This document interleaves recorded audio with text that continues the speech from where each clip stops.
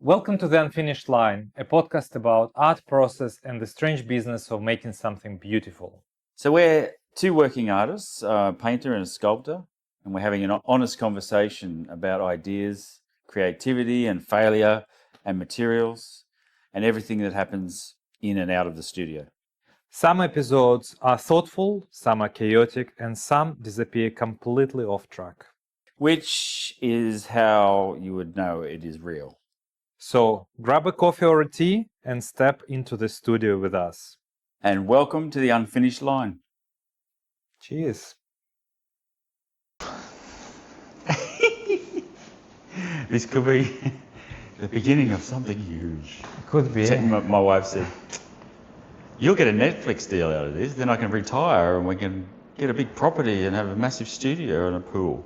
And I just said, "Well, I just want goats, so that's all I want." Well, if you forget about painting. If you get a Netflix contract, that's going to be the rest of your life. Look, one contract, one job, $1 million, that's enough for me. And then I'll just go and paint the rest of my life. The tiles that some customer purchased, the floral reliefs, because I have the address because I need to do the shipment.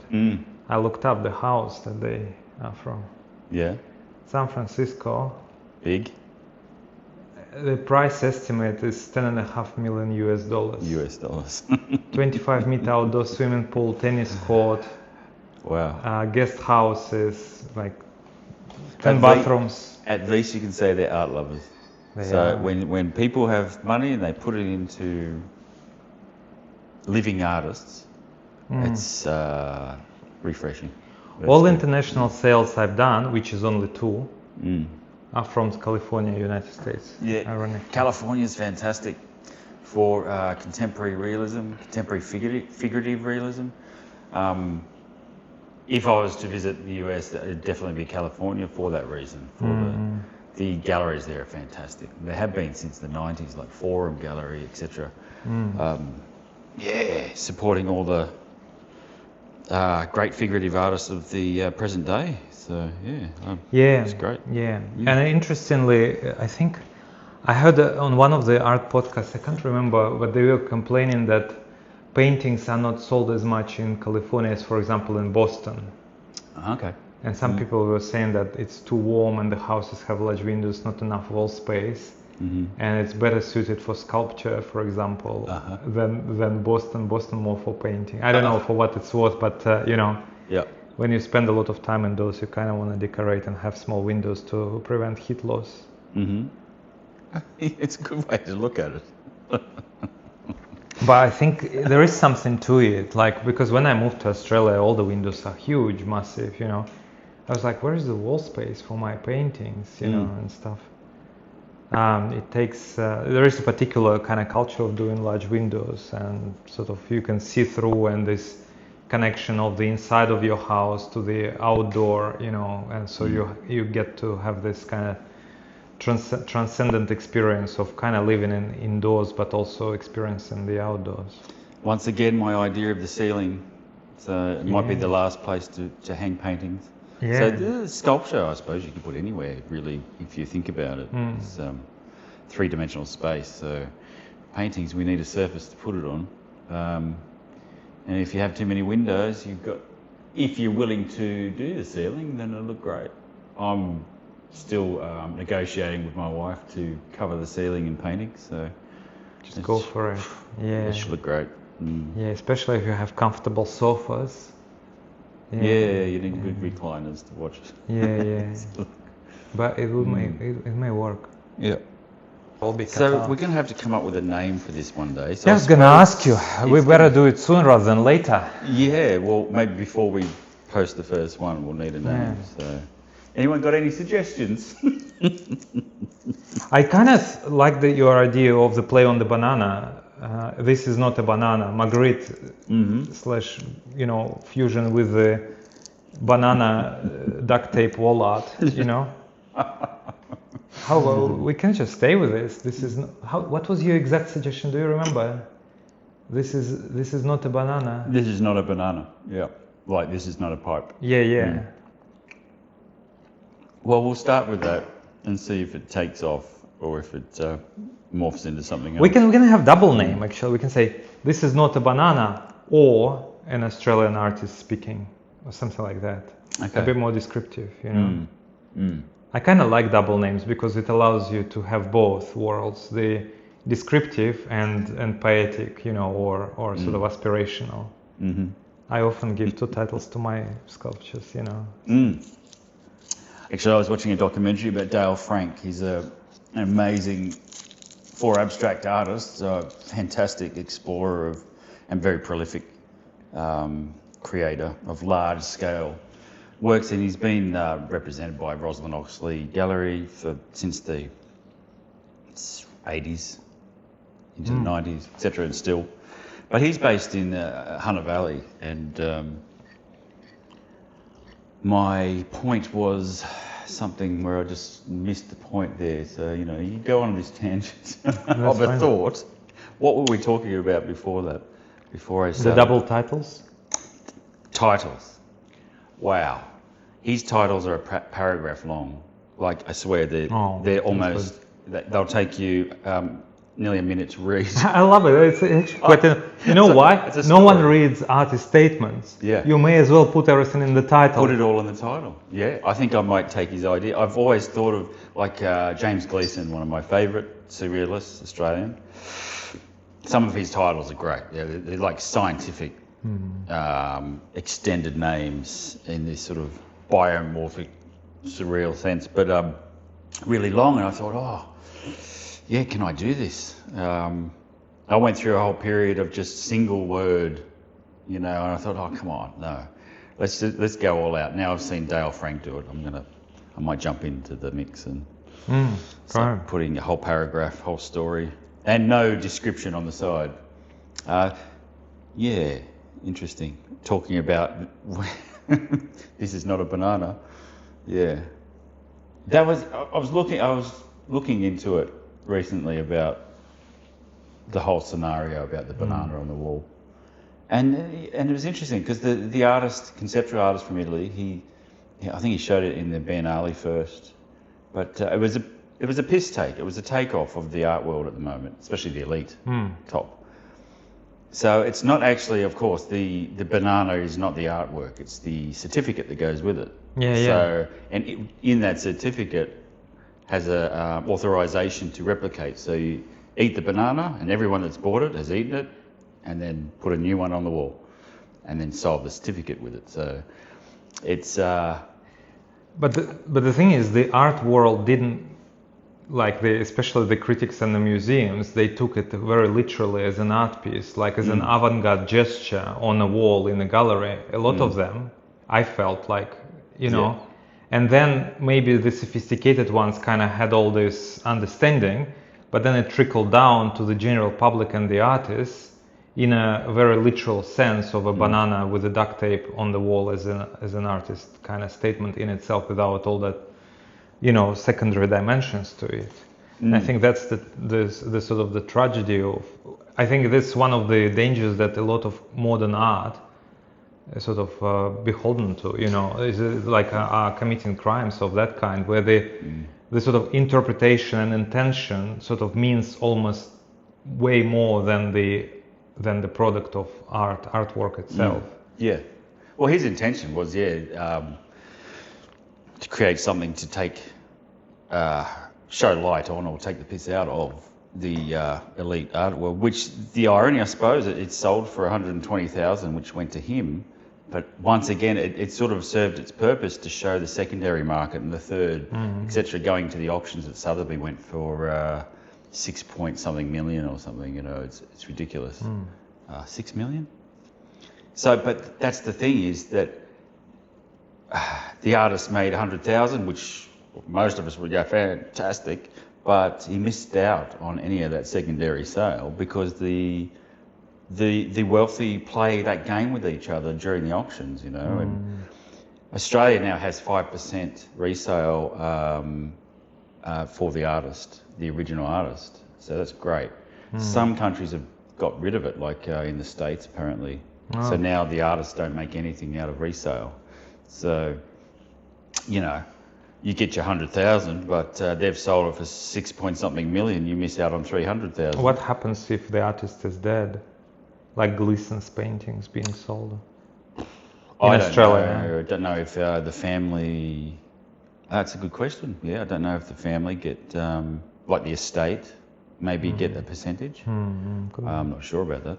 I have to give Arts Law a call. Yeah, that's a big topic of the art market and the sale and stuff like that. Because in a way, it is like a different world for most of artists. Like it's not. Most of artists don't interface to it, other than reading the news from Sotheby's auction houses and stuff like that, where paintings are sold for millions of dollars.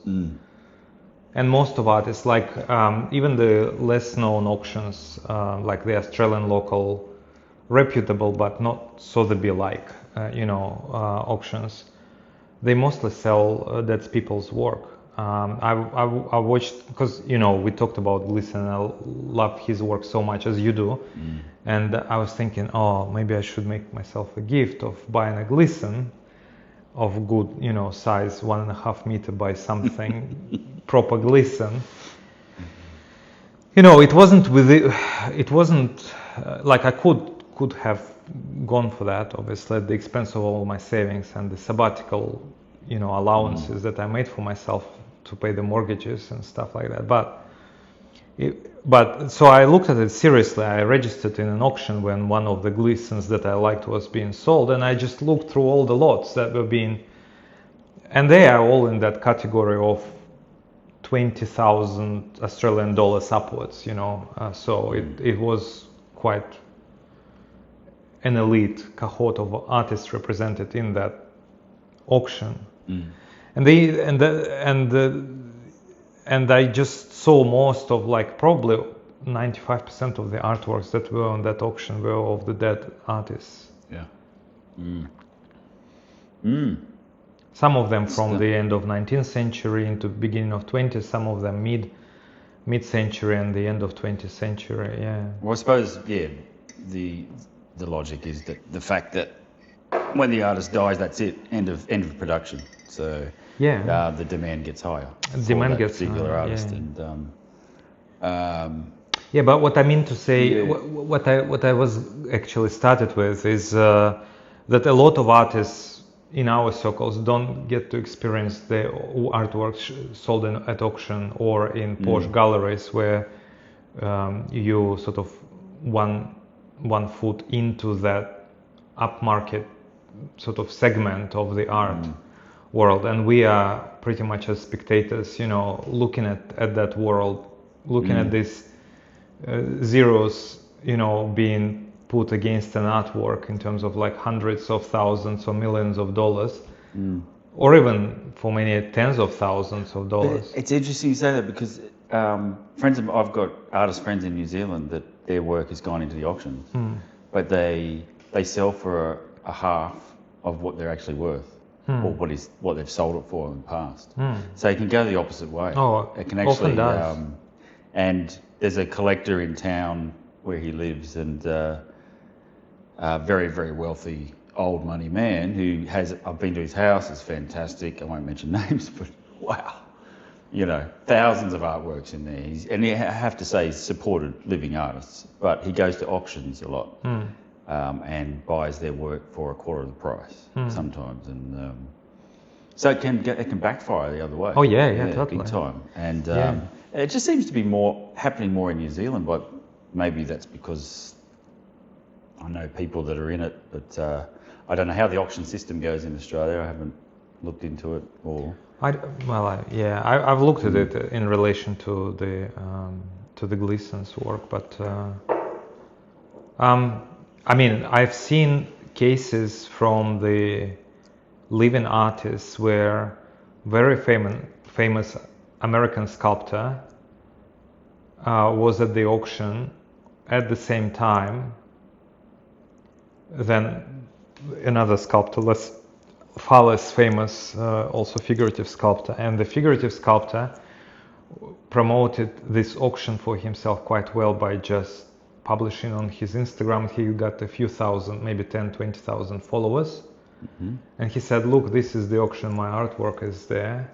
And it was a lovely, lovely sculptural piece of a woman, like a surreal, in fact, figurative work, a woman, a nude, walking and having on a leash like a moray eel that was kind of swimming alongside her. And that was kind of very...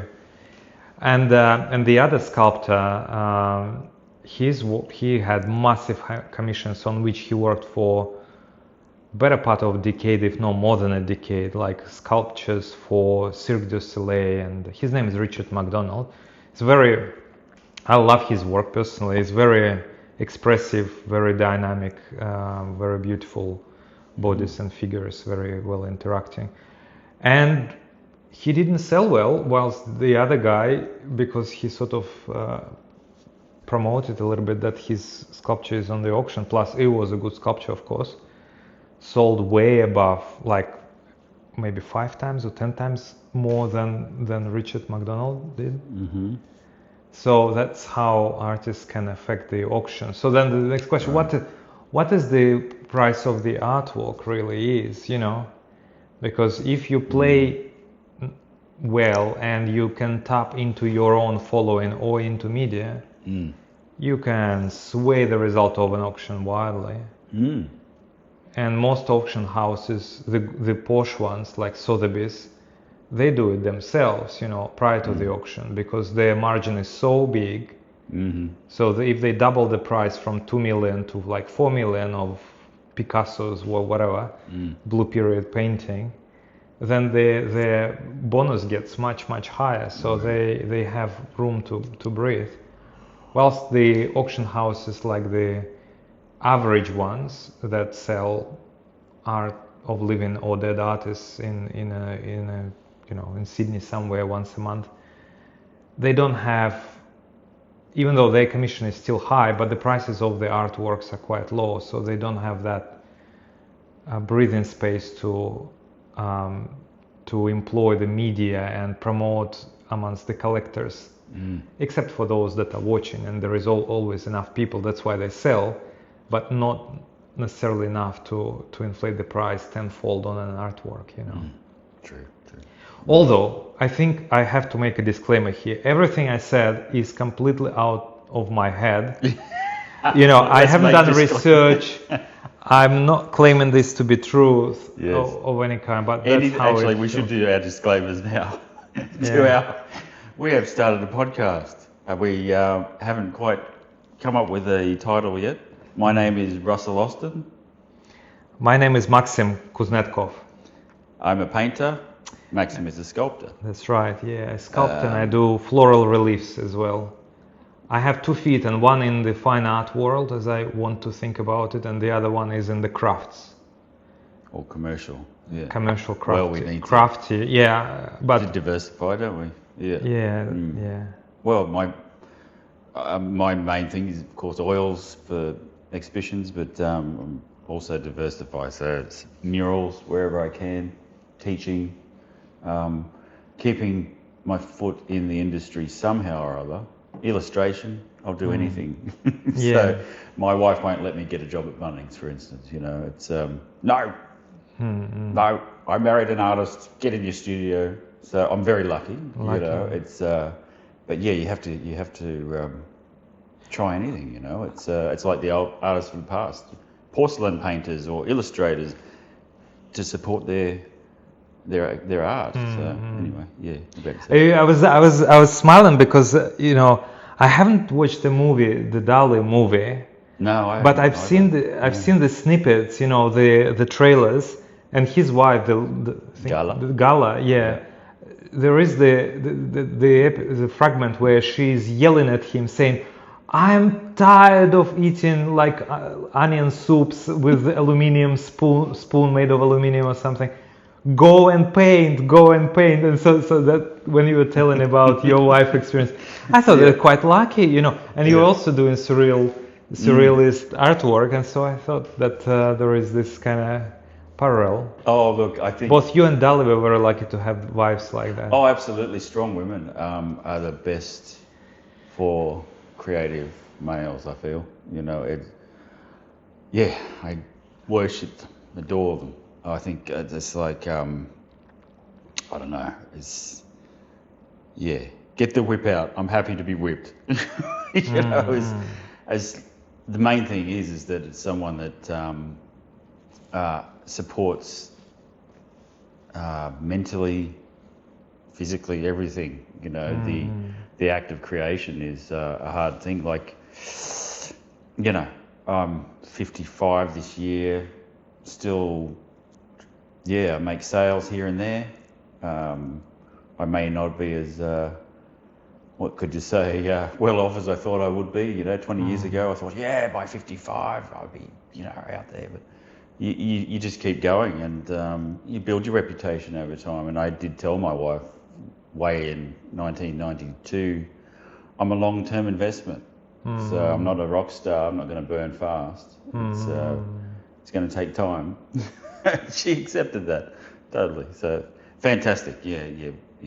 It's good to be on par with Darla. Yeah, I think, well, that's for sure. Yeah, In that respect, you're lucky. So I am lucky too, because the whole reason I sort of jumped into this art with much more serious oomph than before, where I was just kind of taking my art seriously, but I you know, couldn't make any concessions in regards to my full-time job, and so I had to do it in my home studio, and doing sculpting on a kitchen table is not really possible. Really. It's much easier to have a small room in a house where you paint and paint seriously than when you have a sculpting as a hobby. You need space, and it's messy, and you want to be messy sometimes. Oh yeah. You really want to create mess and not worry, like walk on 2 centimeters worth of plastic chips and rubbish and dirty rugs and stuff like that. And I know some painters like sort of disorder in the studio, because it, like Francis Bacon, one of my favorites, was famous. You know, like if you look at the photos of his studio, you wonder whether there is a meter worth of thickness of the rubbish on which you walk, you know, in the studio before you reach the floor. But anyway, the reason I was going on that tangent is because I jumped in, you know, with my, you know, jumped in full on into the art because of my partner as well, Jeff, who I said, well, what about if I just do that? I mean, he doesn't really, you know, encourage me with a stern word of any kind to do more art, but he said, I'm going to be with you. You go for it, you know, I'm going to support you. And that was enough for me, I think, to do the shift. Yeah. It's really vital, I think, for people that want to, or have no choice but to be, it's hard to say, but yeah, artists or creatives or whatever, you know, it's good to have parents supporting when you're younger as well, you know, mentally, you know, because I know some older artists that had a lot of trouble with that, with their lack of support through family when they were growing up. Oh, you're going to be a builder like me, and blah, blah, blah, and all this stuff. But I've always been supported. My father used to build frames for me when I was 19, and, you know, it's, my mother's always been psychologically on my side as well. Yeah, it's great all the way through support that you don't have to worry about that side of it. It all often goes unacknowledged in the art world, the role that partners play in enabling artists, you know. And I'm not talking about like maybe a couple of dozen the top artists like of Australia, let's say, you know, who can make comfortable living from their art. But majority of artists are struggling financially, or stressed, or work like equivalent of 2 full-time jobs to actually be able to afford some comfortable, financially comfortable living. But you know that a few artists and myself, we opened the gallery at Deepwater Art Space, and so I got to interact quite closely over extended time with about 20, probably 25 artists by now. And I always, not always, but often was sort of, what's the word for that? I was kind of upset that the role of their partners doesn't get acknowledged by the artists very, very often. I mean, there are some people that absolutely do, but a lot of the artists that I've met through that collective, they are able to do some work in the art space because they have their partners that do full-time job elsewhere, providing for the family, for the kids, for the house, the mortgage, and everything, because that's just so important. And I think there is almost an expectation to present yourself, almost especially if you are an artist, but it also goes in the corporate world, as a self-made and already made man, you know, where you have achieved all your heights and valleys, you know, all the hills and glory by yourself, you know, and sort of don't even mention it, but sort of project this, you know. And I think it's not good, because our partners, really, the art exists because of the partners. And absolutely, yeah. Like, I've been with my wife for 35 years, and we've had 3 kids in the process. And she was not one for looking after children, you know. She got frustrated. She needed to work, so it was corporate minded. She's always been like, so when on each maternity leave, she'd end up after a year or so, I have to go back to work. So I'd be working 2 jobs to make up for her on maternity leave, etc. So it was tag team all the way. But then it was back to me going to play groups and hanging out with all the wives, and no hips to carry the child on, so grow that belly, that was my excuse. So yeah, fun times, but also that inner turmoil of I need to paint, you know, like I've that thing that a lot of artists I know have, which is the compulsion, the necessity, you know. It's so, you know, you have to accept where you are at that time, at that place, and any time I could get someone like their grandmothers or someone to come and look after them, I straight in the studio and paint as much as I could in a short amount of time. I suppose that also helped with getting faster in my production, like, oh, quick, you know, I haven't got time.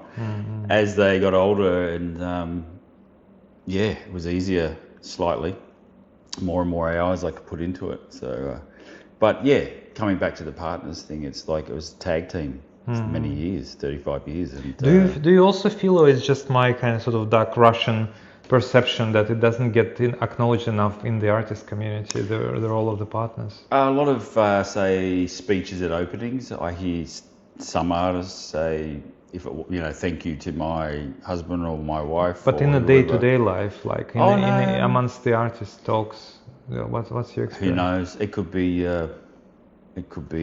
just that self-focus, maybe just, I don't know. Good question. I don't know. Sometimes I hear it. No, I do hear it sometimes as well, but sometimes you talk to some artists and you feel like their partner doesn't exist in the kind of creative process, and it kind of goes unacknowledged and unrecognized. Maybe it's a switch off. It's like people get into a circle of other artists and they switch off from domestic life. Don't want to know anything about it right now because I'm playing the artist, you know? Oh, maybe, yeah. Maybe that's what it is. But sort of not well integrated, the 2 parts of the world. It's like, maybe, you know, some people go to corporate and they have corporate job and they wear a tie and, you know, talk a certain way and being assertive and domineering and whatnot, and then they come home and they are domestic and rather than go to a corporate meeting and start talking about their children or talking about their husband and how great he does the dishes, you know, like I don't think they talk about that. I actually do more about that than, say, for example, the meaning of life or art or some actual kind of spiritual dimension. Almost never mentioned in the corporate environment. But as a small talk, you could hear about people talking about their partners and and it goes along with their holidays as a current cultural tendency to spend your holiday time is to travel, you know. People tend to travel. But one thing about partners though is that there's only so many years of you babbling about art supplies and about ideas, concepts, without them switching off and saying, you've got a lot of artist friends, go and speak to them about it. Yeah, So, true. there's only so much you can actually offload to your partner in that sort of talk, like we're talking now. It's so it's really nice to have that circle of community of artists that Absolutely, we know, absolutely. to be able to babble and talk and nerd out about art supplies. It's Yeah. So, Definitely. Yeah, that's kind of professional circle. Yeah, I think the partners often play a role. They're like enrichers and enablers, but they're not necessarily at the same level as an artist in a family. You wouldn't necessarily interact with them to get an opinion even, or you may or may not. I tell you what, But my wife will spurt out in a conversation some ideas that I run with. I say thank you. Yeah, that was very insightful. And I think that after so many years together, you rub off on each other because there's something that. It's a long story, but yeah. Go for it. Every afternoon after she's home from work, we'll vent to each other, and she'll vent about work. I'll vent about what's going on with the art. You rub off on each other. So lateral thinking, comes into the way she deals with corporate environment, and that's quite successful. Well, see that I've thought a bit about this a lot. That the corporate world, business running, etc., needs creative thinking. And back in because I did 2 years at Hornsby TAFE, which was a diploma of art in 1990 and 91. I was the envy of friends who went to university because I had 9 subjects of practical art. We had freedom to think, we had freedom to talk amongst ourselves and create in different environments with some great teachers. Now, when the Liberal government came in years later and scrapped that whole department, saying that this diploma led to no career, such a small-minded insight from that government, because 5% of the students in that went off to become artists, and the rest went to run businesses, go into the corporate world, and take that lateral thinking and creative thinking into that.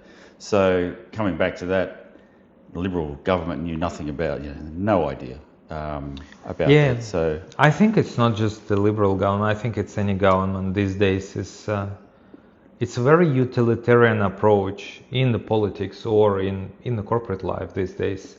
Everything should serve an immediate material purpose. And that often also is used as an excuse to get something, to get something axed or cancelled. But it's also like a real reason that now a lot of people rely on. And I don't think, I have 3 degrees.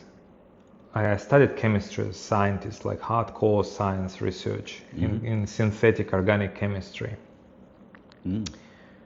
It's probably harder to find hardcore chemistry degree than the one I had in Europe, at least. And then the second and the third are business management and IT engineering. And out of the 3, I think the first one was good because it had extremely strong scientific kind of foundation that gave me, but also it was very constraining because that scientific, rational, materialistic paradigm for me, up until about maybe a few years ago, has been very limiting in terms of how I perceive and feel the world.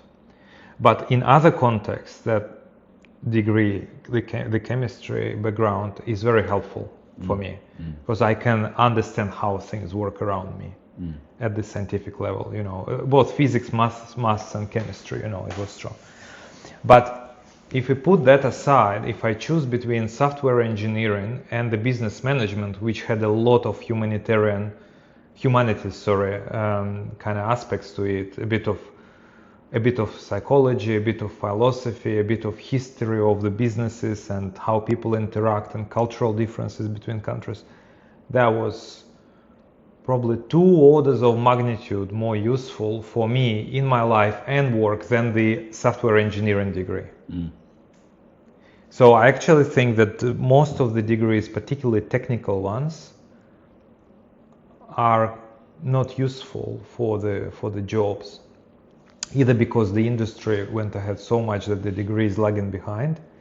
Because in IT world, for example, they would be teaching you programming in C, whilst corporations using Perl, Python, and Go, and more high-level languages. It's like Stone Age technology in the modern age world. So a lot of technical degrees are like that, whilst the softer skills degrees, like humanities, there is much more eternal component to them.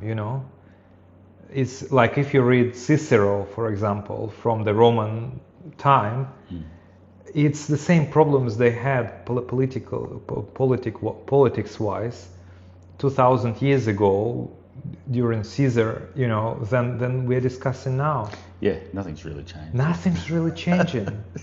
And they were not more stupid more stupid than us. No. We kind of often assume, like, now. People a few hundred years ago, they were so stupid they couldn't understand how the world works. No, nothing like that. We are as stupid as they are, or as smart as they are. Absolutely. If you actually read the way properly and sort of make concessions for the differences in the language and the culture, and you feel through the same. That's why I think softer skilled degree, humanities, arts, histories are far more valuable than technical degrees. That's my take. I mean, there is science, technical science, like physics and maths and chemistry, and if you want to be a scientist, you absolutely need to get a degree there. But software engineer, if you really want to be that, there is no barrier to entry, for example. Well, we could jump into the topic of AI there, but I think we'll leave that for another time. Yeah, let's leave AI aside. It's a gruesome topic for me, I think. Gruesome, but we'll talk about that later. That's also a product of material thinking in terms of what can I get for that, rather than is it going to be good. I'm so tempted though to go there. Well, there's some aspects we can't help it but to talk about it. But maybe we should talk about this in a way that not about AI itself per se, but this kind of develop a little bit the topic of scientific materialism, and where it takes us as the humanity on Earth at this time. And I can't help myself but to think about, have you read, or maybe there is a movie, I don't know, Time Machine by Herbert Wells? Oh, I remember that, the original movie of it, yeah. Yeah, there was a movie. I never watched the movie, but I read the book. Machine. Oh, wow. Childhood memories from that. Fascinating, delicious nightmares from it. Oh, it's great. Yeah, and somebody gave me a book, and I was at not even 20, I think I was like 16, 17. I couldn't stop reading it because the whole premise there is that humanity at some point into the distant future splits into two kind of races. One are Morlocks that live underground, and another ones that are fluffy little joyful creatures that are very vulnerable, but they kind of live in the meadows and enjoy the flowers and survive for the most part. And I think that's sort of this bifurcation point. We are almost there, so there is this technology and materialistic thinking is kind of killing big part, maybe half of humanity, in some way. Yeah, I suppose it's also, it's taking away a lot of time to sit and ponder and think critically for yourself, rather than, I know that myself, like in the past, I'd come up with a conundrum or some problem, and I'd think about it. Maybe I'd go to the library and look it up. Now we have that instantaneous gratification, so you can look it up. So when do you throw that down for a while and just sit and accept that I don't know something, There is that, and there is also like when you had to, and I'm probably gonna sound like a retrograde type person who thinks that the grass was greener and in the past and stuff like that, but just in the overall tendency, think like if you go to a hotel, particularly modern hotel, there will be a new lift system installed, and in order for you to use lift, you will be given a plastic card, and you tap on, and then the lift comes, and it takes you directly to your floor. You don't press any buttons, and there you go to your room. So there is almost no control you have. Yeah. And that, I think, is spread across pretty much every facet of our lives, with introduction of digital and technology, where it should not be introduced, really. What's the problem of just pressing a button? It probably got ruined from all childhood shenanigans of pressing all the buttons at once. So they decided, how do we get the buttons? And you get to see things you are not meant to see. Like Google search was in a way better than ChatGPT. ChatGPT gives you one answer. Yeah. In Google, at least you had something you need to kind of skim through and understand what's really relevant for you. But you got to see other things. Likewise with the lift, you could press a button, you could mistake the button of your floor, end up on the wrong floor, find the person you didn't expect to find and meet and have a nice conversation, maybe get married 10 years later or something. Or half a year later, depending on the velocity of your relationship. So that kind of chance is being taken away from us by the tech, I think. Well, absolutely. Like I remember back in when I was 12 and my brother was 10 and we went to New Zealand on a family trip, and our thing was to explore the motel, and we'd go to floors we weren't on and just explore, It was back when we said to our parents, we're off to explore, and they'd let us go. Just that little adventure of kids in a place they're not used to, and the concept of the lift, I love the analogy of the whole thing relating to a lot of things in life, I suppose. A little bit of choice. And room for a mistake, whether deliberate or accidental. Yes. And I think that there is less and less of this, And when I suppose it definitely relates to art making as well, because we need to pump out these things that are possibly dumb and possibly mistakes. How else do you discover something new? You need to do them, and usually without other people watching. So I was watching this interview with Wendy Sharp the other day. Fantastic. She's got her visual diaries for certain parts of her life, certain projects, etc.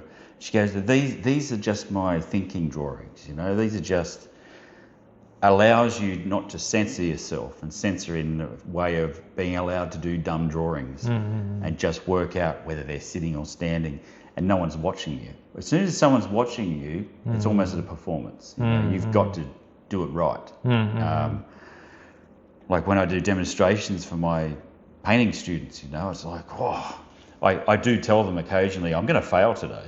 and justifying it by the fact that I say to them, it's probably good that you see me fail because it allows you to fail, and it shows you how do we solve the problem after we fail, and it takes you somewhere else that you're not used to. You press another button on the lift. Exactly. Where can we go around the corner, So, love it.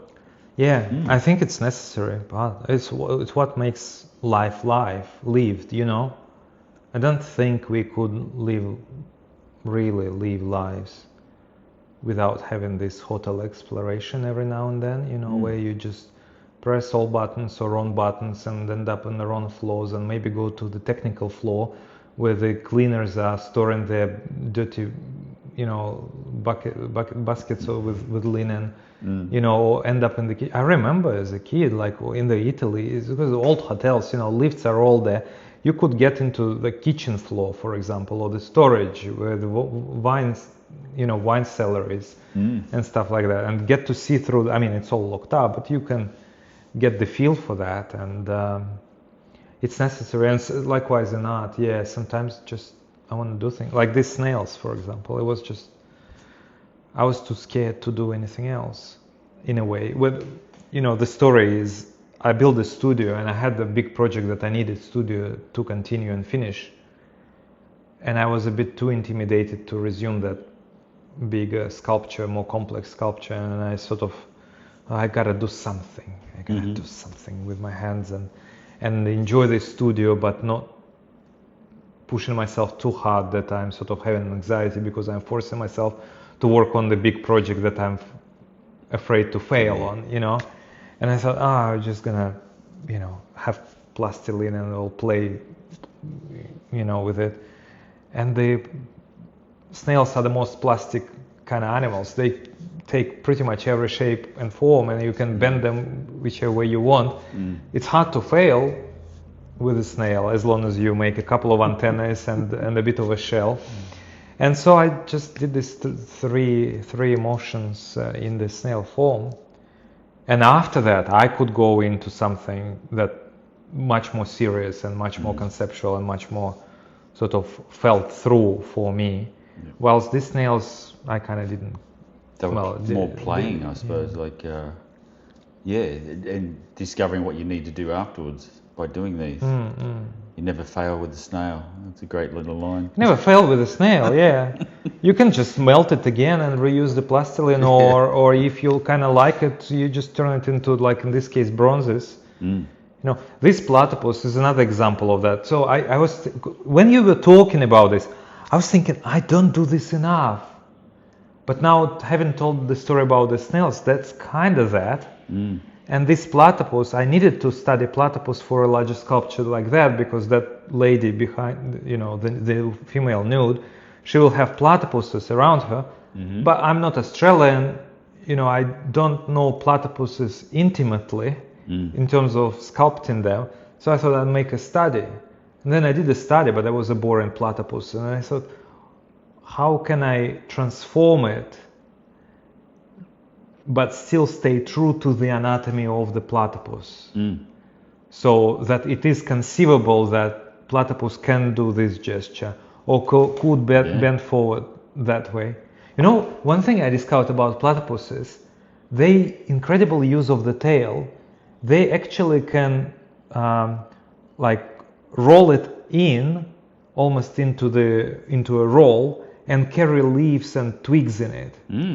I didn't know that it's such a functional, not like a beaver tail just for swimming. Yeah. Obviously they use it for swimming as well, but like they grab stuff. Like an elephant's trunk or something. Right. Yeah, there See, was I a didn't video. know that either, and I've lived in Australia since I was born. So we don't know everything about everything in Australia, that's for sure. You've come to Australia and you've embraced these local oddities. And so you're looking at it through different eyes, but you're discovering stuff that I had no idea of, that they can grab hold of it with their tails. So that's fantastic.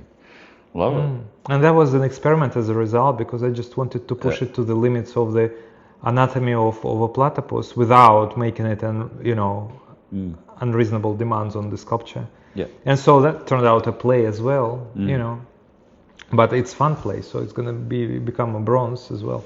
But even, they probably can go into this pose, but even if they didn't, it would make people go out and look for platypus and think, what can they do, you know? Yeah. What shapes can they get into? I suppose as the role of an artist is, not the role, but one of the byproducts is the viewer sees something through your eyes, so you're showing them how to see something in a different way.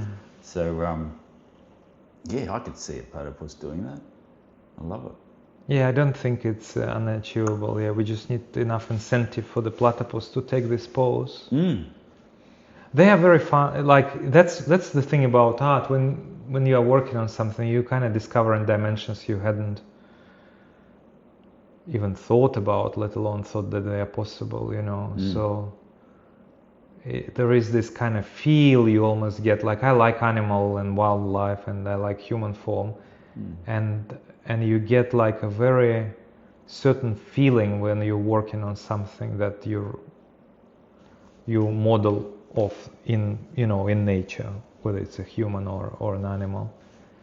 And so when I was doing the platypus, I was realizing they have very light and funny personality in many ways, you know.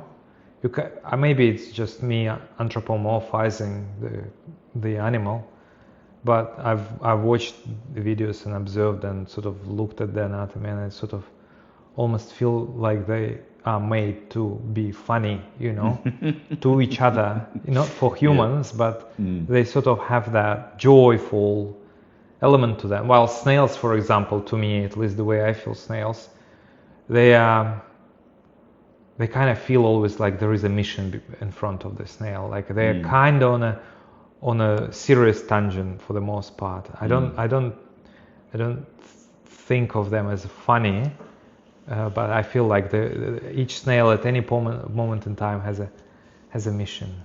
Well, they could teach us a bit, couldn't they?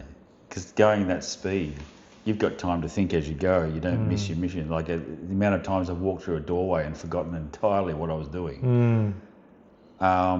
If you thought like a snail, if you took your time with things, maybe you'd succeed more thoroughly. So I've never thought of that either. There is a poem that comes to my mind, but I can't translate it on the fly. It's about a turtle, or a tortoise rather, I think. In Russian, turtle and tortoise is the same word. Okay. Well, we can say sea turtle or normal turtle, the land one, but essentially it's one word. But anyway, the poem goes that tortoises accumulate wisdom at their walking pace, slowly. And they have lots of time on their hands. They live for hundreds of years. So in a way, snail is like that. But determined. The way it feels to me is very, and I know that, because I have a couple of garden beds around the property, and the slugs, not snails, but slugs would frequent the garden beds for a snack at night, and I wouldn't kill them. I would just throw them away like 5 meters away or 10 meters away, whatever the flying trajectory allows for the slug. I'll just take it with a stick and just kind of catapult it, because I don't want to kill them. They'll evolve with wings. Yeah, well, they would, but they didn't, because in a few hours or definitely the next day they will be back at the same garden bed, and I'm certain it's the same slugs I catapulted. You need to put a tag on them. I'm certain. Or a bit of paint on the I'm back certain they knew how to get back to the garden bed. Yeah. Wow. It's bizarre. Yeah. Like I mean, maybe some were fresh, but some of the slugs that would be noticed the next day would certainly be while I'm sleeping. They just slowly but quickly going back to the same garden bed and end up there. So it's the world of nature it has these little miracles. You'd think snail, no real brain, how can they have memory? But they do. They do. They have just a different way than we can fathom. Like it's like plants. I was just reading something about studies done from some guy.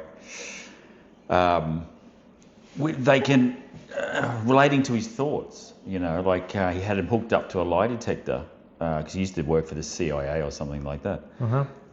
They responded to his thoughts before he thought, okay, I'm going to burn you, and spiked in that thing, that scenario. We know nothing.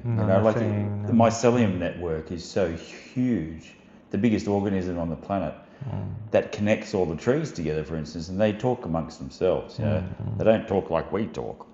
We have no idea how they communicate, but they do. I read a beautiful book, The Hidden Life of Trees, and some aspects what you're talking about is revealed through scientific studies, how trees can, for example, support each other in the forest, how they can warn each other of certain events like fires or invasion of type of insects, so they can produce toxins, so to discourage bugs and caterpillars eating too much of, say, oaks and stuff. So they develop tannins, that are bitter and stuff like that. It's bizarre, and they support it. Like the tree was cut, and it was cut for decades, and there is still life within that stump that left of the original tree, and turns out that tree is nourished by the roots of other trees that are still growing around. Wow. Yeah. And that was happening for decades, you know. Wow. So they exchange the nutrients, they connect, and there is another example about the tree that I found just bizarre and fantastic. The same species of the same tree, I don't remember which one. If the small tree that grows next to the mother tree is indeed the child of that specific tree from the seed of that the big tree, then the mother tree will kind of embrace that and will nourish and feed through the roots and stuff like that, and exchange nutrients and support the seedling, the younger tree. If that seedling is of the same species but of another tree of the same species, then there will be some degree of repulsion and between the trees of the same species. Wow. So they not just help each other, they discriminate amongst themselves, you know? Who do I support? Is it my family, my kind of sibling, my kin or not? That's bizarre. It is. I wonder what other trees think of banana trees, you know, considering they've joined the games of the wealthy with the banana tape tree. Yeah. Come full circle. Right. So Well, they're actually a grass. They're not a grass. tree. Yeah. I think it doesn't really make a big difference. I think all plants have this incredible intelligence and sometimes. I'm just thinking of relating that to, say, art. You know, like I was once connected back 15 years ago to a group of visionary artists, and they're right into the fractal world and to I suppose the godfather of the visionaries was Alex Gray. He's Californian, I think. Yeah, amazing visionary artist. Yeah, they dive into all that sort of network, you know, the unseen network. Just reminded me of that, sort of spurred it out there. But there are many traditions that try to sort of first experience, understand, and then in some cases depict it, whether in painting or in drawing, the sort of hidden properties of the life on this planet, you know. Sort of interesting the way we see nothing really. Our little puny brains, we don't see, you know. Which some people have more insight, see other dimensions, I suppose. Like some people see spirits, whereas I don't. My wife does. Definitely. Interesting. I think psychedelic drugs are an interesting case because they kind of thrust you into this different world. I don't think it's just a hallucination of a person within the head. I think psychedelic drugs somehow allow people to step across that common threshold that prevents us from seeing the other dimension. It's like DMT, like the whole thing on that. Psilocybin, DMT, LSD, these are I think the ways of getting a. But maybe we should leave it for another discussion. It's a big topic. I was just thinking, you know, way back in my 20s when I experimented with LSD, there was something I could not do on it, and that was paint. I could never paint while I was tripping because the world was a canvas. I was in amongst this paddock and things were moving. It was like orchestrated by my hands in real life. The idea of painting was quite banal. It was like, nah. You know, which was weird because I live for painting. But in that state, it was something else, you know. It was, anyway, I thought I don't have that experiences, unfortunately, I would say. I'd like to probably at some point because, but I've read accounts and books and people, there are some people that take these trips quite seriously in terms of scientific study. They navigate these worlds, they build maps of these worlds, they sort of understand through their prism what's actually happening, rather than just experience the moment and get buzz out of it because it's so utterly crazy and unusual, that it lingers with you. So there are some people that take it almost scientifically, and they conduct experiments in their own state of LSD, for example. Intoxication is quite interesting. Let's pause. I need a toilet break, and I also want to check whether the recording is still happening. Okay. Thanks for listening to The Unfinished Line. If you enjoyed the conversation, share the podcast with a friend. You should leave a like and follow us. Yes. The podcast is available in Apple Podcasts, at Spotify, and on YouTube as well. Right. Yeah, we do all three things. Okay. And then soon it's going to be on the dark web as well, I'm pretty sure. Silk Road. Excellent. And if you want to hear more conversations about life of artists, art process, philosophy, make sure to subscribe so you don't miss the next episode. Until next time. Keep making, keep questioning, and stay unfinished. And stay unfinished.